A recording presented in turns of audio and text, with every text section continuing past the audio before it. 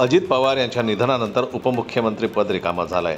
गेल्या 2 दिवसांपासून अजितदादांची जागा कोण घेणार असा प्रश्न उपस्थित होत होता।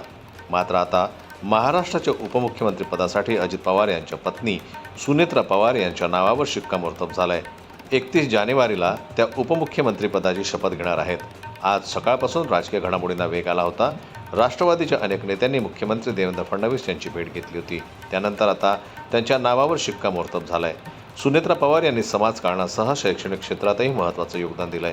त्या ग्रामीण भागातील विद्यार्थ्यांना दर्जेदार शिक्षण देण्यावर लक्ष केंद्रित करणाऱ्या विद्या प्रतिष्ठान या शैक्षणिक संस्थेच्या विश्वस्त देखील आहेत। या अनुभवाचा त्यांना आगामी काळात मोठा फायदा होण्याची शक्यता आहे।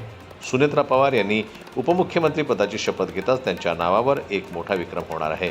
त्या महाराष्ट्राच्या पहिल्या महिला उपमुख्यमंत्री असणार आहेत। याआधी कुठल्याही महिलेनं या पदावर काम केलेलं नाही।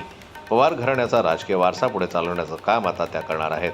संपूर्ण राज्यातून उपमुख्यमंत्री पदासाठी सुनेत्रा पवार यांना उपमुख्यमंत्री बनवण्याची मागणी करण्यात येत होती। त्यानंतर आता त्यांच्या नावावर शिक्कामोर्तब झालंय। मराठी बातम्यांसाठी जन्मत लाईव्हला लाईक करा, सबस्क्राईब करा आणि बेल आयकॉनला दाबायला विसरू नका।